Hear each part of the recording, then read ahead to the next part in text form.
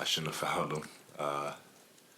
We talk about it all year, the little things that go into winning games and being disciplined, and it sucks. Obviously, if I had the moment back, I wouldn't have fouled him and just let him make or miss the shot. But yeah, basketball, you win some, you lose some, you make mistakes. Have you seen the replay? I can't look at it.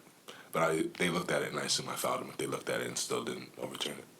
Senhoras e senhores, chegou ao fim a corrida dos playoffs do Oklahoma City Thunder, mas nem de longe isso foi uma temporada desperdiçada e muito menos uma corrida pro título, um playoffs ruim. A gente vai conversar um pouquinho mais sobre o Oklahoma City Thunder, a gente poderia falar e enaltecer o Dallas Mavericks, o quão o Luka jogou muito, o quão o Kyrie foi um mago no último quarto, o quanto o time inteiro performou acima da média, Derrick Jones Jr. matando bola pra 3, bola no fadeaway contestado, PJ Washington elevou o nível do basquete dele nesses playoffs, principalmente nessa série, jogou muito além, tá jogando o melhor basquete da carreira dele. A gente podia falar uma série de coisas sobre o Dallas, mas vamos deixar um pouco mais pra frente. Eles ainda vão disputar as finais de conferência, quem sabe eles conseguem chegar até a final da NBA, e a gente vai ter muito pra conversar ainda sobre esse time, que simplesmente está surpreendendo a todos, porque eles estão saindo de um time subestimado, underdog, muito parecido com o que aconteceu em 2011, e comendo pelas beiradas, chegando muito longe. Então é um time realmente que merece todos os parabéns. Vamos comentar um pouquinho sobre o jogo. Sem esquecer de citar também que vai ser uma das finais de conferência mais interessantes de toda, por tudo que a gente viu da relação de amizade que tem o Jokic e o Luka. Imagina se os dois chegam pra se enfrentar nessa final de conferência, mas não é sobre isso, vamos voltar pra comentar do jogo. No começo da partida a gente viu uma disputa muito boa, mas só que o OKC já saiu na frente porque eles voltaram a ser aquele OKC que a gente tá acostumado a ver. O OKC de temporada regular, o OKC que ganhou 2 jogos da série, aquele OKC que estava disposto a empatar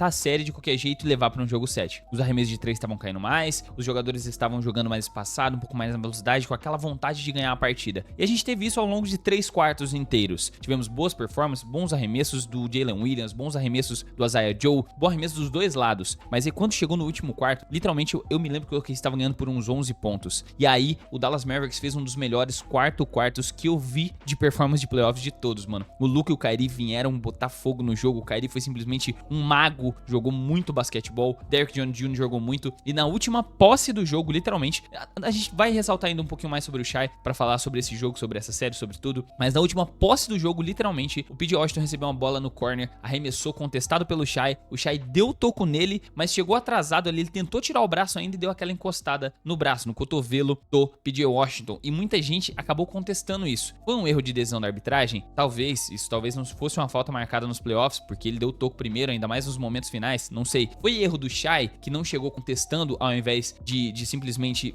pular pra dar o toco no cara, tentar forçar o erro dele e não bloquear ele literalmente? Talvez. Foi um erro do Mark Daigneault, que pediu o timeout, o último timeout que eles tinham pra poder revisar a jogada, talvez, mas aquela jogada em si, se volta pro OKC, eles levavam o jogo. Se a jogada permanece com Dallas pros 3 lances livres, eles teriam perdido o jogo. Aquele timeout decidiu a partida, porque o PJ Washington tava bem na partida, ele não ia errar 3 lances livres, ele poderia apenas acertar 2 e errar o terceiro, foi como ele fez, ou apenas acertar os 3. De qualquer forma, eles só tinham 2.4 segundos no relógio pra poder jogar, então ficaria muito difícil do OKC conseguir virar essa partida de qualquer forma, mesmo se eles batessem um fundo quadra, sem sair do meio da quadra com uma jogada. E assim, deu pra ver que teve uma frustração por todos os lados, teve uma frustração do Shai, falando, a gente começou esse vídeo mostrando a entrevista dele, falando que ele não acha que fez a falta, que ele encostou na bola e tudo mais, mas, mano, tem muitas coisas pra se discutir a respeito do lance, mas só que foi falta? Foi. Talvez de playoffs, não sei. É porque os playoffs são totalmente diferentes, a gente vê muitas faltas não dadas, muitos empurrões, segue o jogo, segue o baile. No final do jogo do Knicks, 76ers teve, no final do jogo do Cavs teve. É assim, é playoffs, mano. Essa é a emoção dos playoffs. Mas o melhor time saiu com a vitória. O Dallas fez um dos últimos quartos, como eu disse, o mais incrível, o melhor jogo dessa série disparadamente, um dos melhores desses playoffs de 2024, com toda certeza. E pelo OKC, a bola de 3 caiu mais, como a gente espera de um time que arremessa 39% na temporada regular, que nos playoffs acabou caindo bastante pra 29% aproximadamente, 28%, mas só que voltou a cair a bola de 3, o ritmo eles impuseram,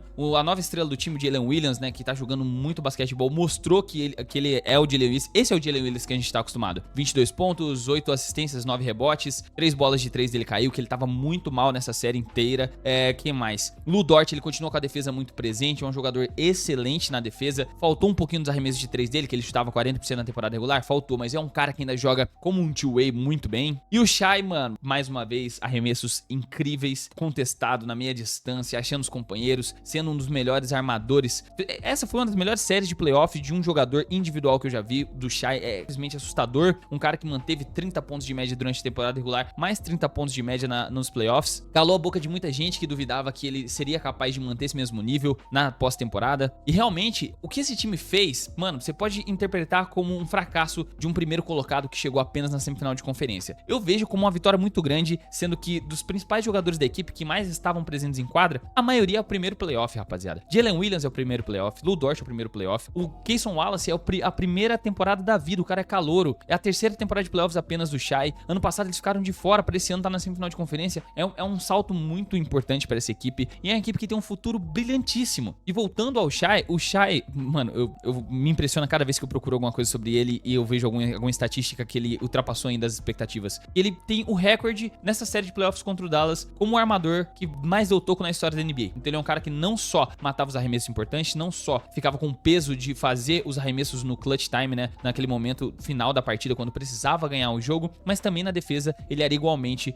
incrível. Na temporada regular ele foi o líder de roubos de bola da NBA e nos playoffs ele bateu o recorde como o armador que mais deu tocos na história da NBA, mano, numa série de playoffs. Ao todo, ele teve uma média de 1.7 tocos, mas nessa série em si, 2.4 por jogo. Então, mano, o Shai é o Shai, o OKC tem a sua superestrela, tem os jogadores rotacionais, os role players, né, os jogadores de rotação incrivelmente talentosos, tem jogadores jovens que são segunda e terceira opção dessa equipe incríveis, que é o Chet Holmgren e o Jalen Williams. Mas vamos aos principais pontos desse roster, né, que nem tudo é apenas flores, nem tudo é apenas rosas. A gente pode apontar vários defeitos dessa equipe, como por exemplo, o Josh Giddey. Ele foi um cara que simplesmente sumiu nesses playoffs. Ele teve uma boa temporada regular até, ele manteve os números dele, não é aquilo que a gente esperava quando ele foi draftado, não é aquilo que ele se mostrava no começo da carreira dele. Ele passou por uma temporada difícil, né? Teve todo aquele escândalo envolvendo uma menina menor de idade, mas nesses playoffs realmente ele caiu bastante. Ele teve 8,7 pontos de média, 3,6 rebotes, com 2,1 assistências. Porém, contra o New Orleans ele performou bem, matou bastante arremesso de 3, tava com as médias dele ali ainda semelhantes da temporada regular, cravando a minutagem dele, sendo produtivo em quadra, e na hora que precisava ele tava fora com alguém mais defensor no lugar dele, beleza? Mas contra esse Dallas Mavericks realmente faltou defesa, as jogadas eram forçadas mais pra cima dele, ele arremessou muito mal, 18,8% de aproveitamento de arremesso pra 3, então um cara que não tava contribuindo na defesa e não tava matando arremesso de 3 no ataque pra espaçar a quadra pro Shai jogar um pouco mais dentro do garrafão, fica muito complicado, por isso que ele jogou apenas 10 minutos por partida